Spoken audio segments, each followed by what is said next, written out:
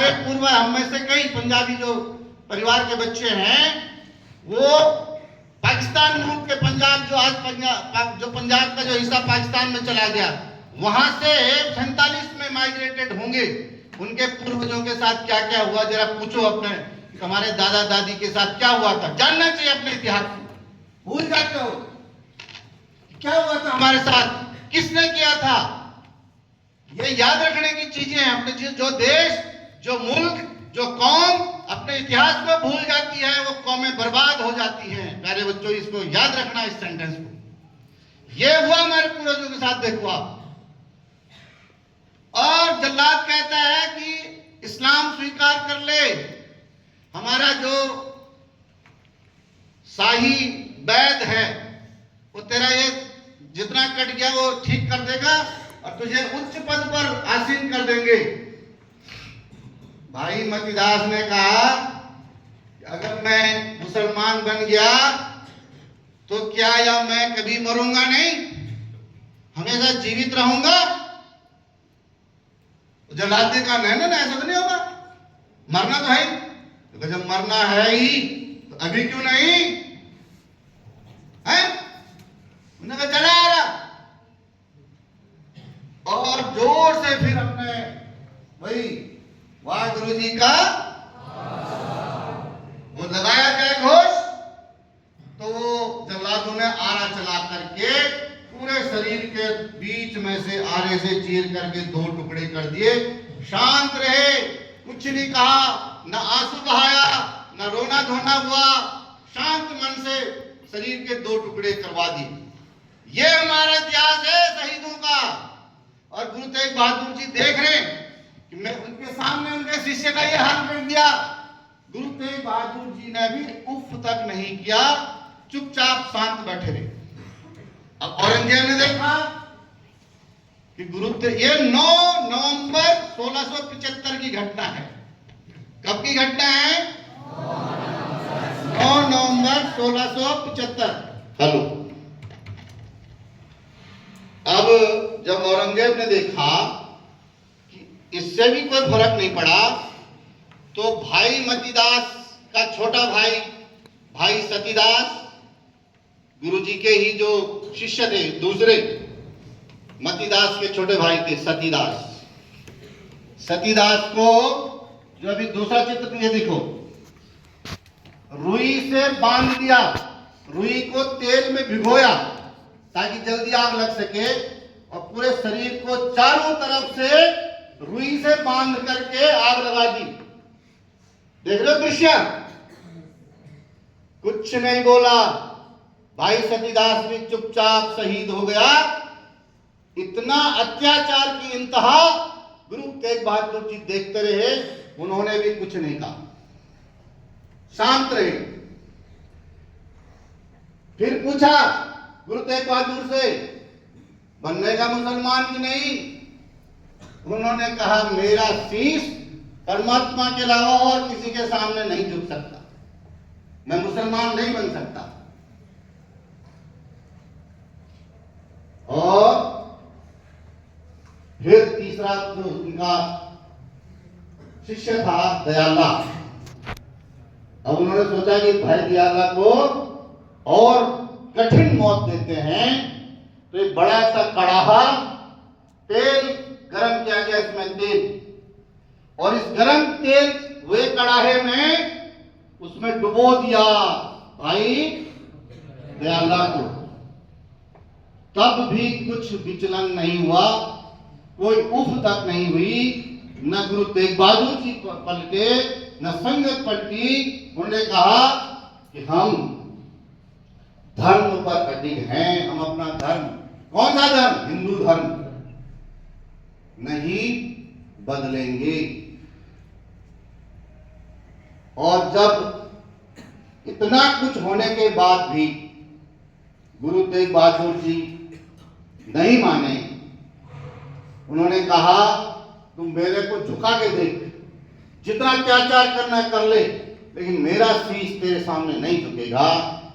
तब अंत में आज के दिन 24 नवंबर 1675 के दिन औरंगजेब ने दिल्ली के चांदनी चौक में सरेआम गुरु तेग बहादुर जी का सर धड़ से अलग कर दिया। ऐसा कहते हैं कि आंधी सी आई और जब आंधी शांत हुई तो वहां पर न धड़ मिला न सर मिला गुरु तेग बहादुर जी का। कालांतर में बहुत सारे उसके बारे में लिखा गया है। ऐसा भी कहते हैं कि गुरु महाराज जी के ही कुछ शिष्य थे, जिनमें से एक दो शिष्य गुरु जी के शीश को वहां से पकड़ करके, जैसे ही तलवार से जल्लादों ने शीश काटा था, शीश को पकड़ करके और वहां से भाग गए। और उस समय जो वो आंधी आई, उस आंधी का लाभ उठा करके भाग गए शीश को लेकर के। प्यारे बच्चों, आज जगह जगह शीशगंज गुरुद्वारा, हालांकि शीशगंज गुरुद्वारा मुख्य रूप से कहां पर है? पंजाब में कहां पर है? आनंदपुर साहब में है। आनंदपुर साहब में है ना? कहां पर है? अरे रुको ना, कुछ गलत ना बोलो ना मां। हाँ, आनंदपुर साहब में ही है। आनंदपुर साहब में जो शीशगंज गुरुद्वारा है, वहां तो लास्ट में जाकर के गुरु जी के शीश का अंतिम संस्कार हुआ था। लेकिन दिल्ली से भागते समय उन्होंने कई किलोमीटर तक तो भागते रहे उस शीश को नीचे नहीं रखा। लेकिन मुझे लगता है कि सोनीपत के आसपास है एक जगह, एक तरावड़ी में है, और भी जहां शीशगंज गुरुद्वारा नाम से जहां भी गुरुद्वारा है, उस स्थान पर थोड़ा सा आराम किया गया। गुरु जी के शीश को उन्होंने नीचे रखा। जहां पर भी रखा उस स्थान को शीशगंज गुरुद्वारे के नाम से जाना जाता है। और आखिर में आनंदपुर साहब के जो शीशगंज गुरुद्वारा है, वहां पर गुरु जी के शीश का अंतिम संस्कार हुआ। तो प्यारे बच्चों, हमें अपने इतिहास को जानना चाहिए कि कैसे कैसे हमारे महापुरुषों ने, हमारे पूर्वजों ने बलिदान दे करके इस देश की सभ्यता संस्कृति को जिंदा रखा, इस देश को जिंदा रखा। इस देश के जो मनोभाव हैं, जो जिस चीज के लिए हम कहते हैं कुछ बात है कि हस्ती मिटती नहीं हमारी, जो इस देश की आन बान और शान है, उसमें कई सारे महापुरुषों का बलिदान है। उस बलिदान के चैप्टरों को हमको पढ़ना और उनको समझना आवश्यक है। और जैसे मैंने कहा कि जो कौम अपने इतिहास को नहीं जानती, वो कौम बर्बाद हो जाती है, खत्म हो जाती है, दुनिया से गायब हो जाती है। बहुत सारे उदाहरण मिलेंगे ऐसे आपको दुनिया में। क्या कहते हैं कि मिस्र रोमा मिट गए जहां से, और फिर वो कभी कहता है कुछ बात है कि हस्ती मिटती नहीं हमारी। दुनिया के पुरानी सभ्यताओं में से मिस्र की सभ्यता, मेसोपोटामिया की सभ्यता, यूनान की सभ्यता पता नहीं कहां गई, लेकिन हमारी सभ्यता आज भी जिंदा है। हम मिटे नहीं, क्योंकि सैकड़ों वर्षों तक हमने संघर्ष कर किया, हार नहीं मानी। इसलिए प्यारे बच्चों, आज भी वो बातें समाज में हैं। हम सबको ध्यान करना है कि हम कौन हैं। कई बार हमको जातियों के नाम पर बांटने की ये राजनीतिक कोशिशें होती हैं।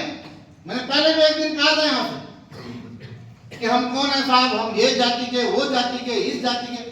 वो हमारे एड्रेस की पहचान है। जैसे हमें कोई पता, किसी पते पर किसी चिट्ठी भेज जाती है ना कि फलाना फलाना कहां का रहने वाला है, तो जो आज हम कहते हैं कि हम फलाने जाति के, ये हमारा एक तरह का एड्रेस है। उस पर गर्व करने की आवश्यकता नहीं। गर्व करो तो हम हिंदुस्तानी हैं, इस बात पर गर्व करो। गर्व करो तो हम भारतीय हैं, गर्व करो। अब हिंदू शब्द भी नया शब्द है।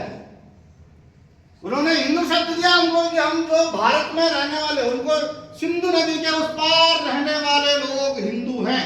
नहीं तो जो हमारा कल्चर सनातन कल्चर है, हम सनातनी लोग हैं, तो भी मैं कहूंगा इस भारत में रहने वाले हम भारतीय गर्व करो, तो अपने को भारतीय होने पर गर्व करो। ये छोटी छोटी जाति बिरादरियों में होने का गर्व मत करो, या अपनी मोटरसाइकिलों में, अपनी गाड़ियों में, अपने यहाँ तक इन गलियों में अपनी जाति बिरादरी का नाम लिखने में गर्व मत करो। ये कोई गर्व का विषय नहीं है। गर्व का विषय है तो ये सामने है। इन्होंने ये भी नहीं कहा किस जाति बिरादरी के थे। आप दसों गुरुओं के अगर इतिहास देखोगे तो कौन थे? आनंदपुर साहब में जब खालसा पंथ की स्थापना गुरु गोविंद सिंह जी ने करी, तो जो पंच प्यारे थे, वो पंच प्यारे कोई आज के सरदार नहीं थे। कौन थे वो? जरा उनकी जाति क्या थी, वो किस संप्रदाय के थे, खोजोगे तो समझ में आएगा। लेकिन आज कई बार हमें लगता है कि हम जो आज हैं वही हैं, आज हम जिस जाति के वही हैं। वो एड्रेस है तुम्हारा कि फलाना फलाना, जैसे ओम प्रकाश चौटाला। अब चौटाला तो गांव का नाम है, कोई कहेगा ये जाति होगी चौटाला, कहेगा चौटाला। चौटाला कहने में गर्व का विषय कैसे होगा? तो गांव का नाम है ना चौटाला। समझ में आ रही बात? ऐसे ही जो हमारी आज की जातियों, जिन जातियों से, जिन बिरादरियों से हम जाने जाते हैं, वो हमारी पहचान के लिए हमारा एड्रेस है। गर्व करना है तो हम भारतीय हैं, हम हिंदुस्तानी हैं, हम सनातनी हैं, इस बात पे गर्व करो।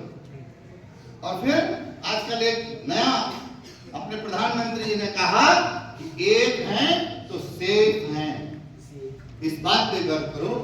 नहीं तो दुनिया के लोग, उन लोगों की नजर इस देश को फिर से तोड़ने पे लगी हुई है। देश थोड़ा सा आगे बढ़ रहा है तो अमेरिका से लेकर के और चाइना तक जो दुनिया के बड़े देश हैं, उनको हजम नहीं हो रहा है भारत का आगे बढ़ना। वो भिन्न भिन्न षड्यंत्र कर रहे हैं फिर से इस देश को तोड़ने के लिए। अभी आपकी समझ में आएगी जब 10, 20, 25 साल बाद जब कुछ गड़बड़ हो जाएगी, तब तुम्हारी समझ में आएगा कि हो ये हो रहा था काम। इसलिए प्यारे बच्चों, इस षड्यंत्र को, इन बातों को जानने और समझने की जरूरत है। अपना दिमाग कुछ बड़ा करने की जरूरत है। Think big. ये छोटी छोटी जाति बिरादरी और ये जो नाम है सब लिखते हो, ये गलत है। इससे जरा ऊपर उठो, इससे ऊपर उठ करके अपना चिंतन करो। और सबसे बड़ा चिंतन तो अगर हम भारतीय लोग करते हैं, हम तो हिणवंतो विश्वमार्यम, विश्व को आर्य मतलब श्रेष्ठ बनाने पर विचार करते हैं। और हम कहते हैं वसुधैव कुटुंबकम, हम सारे वसुधैव को, सारी दुनिया को एक कुटुंब मानते हैं, एक परिवार मानते हैं। हम इस सोच के लोग हैं, तो हम ये छोटे छोटे भागों में कहां बट रहे हैं? अपने को इस चीज से निकाल करके बाहर आओ और अपने इतिहास को समझो। इतना ही आज के इस गुरु तेग बहादुर जी के बलिदान दिवस के दिन इतना कहते हुए मैं अपनी बात समाप्त करता हूं। धन्यवाद।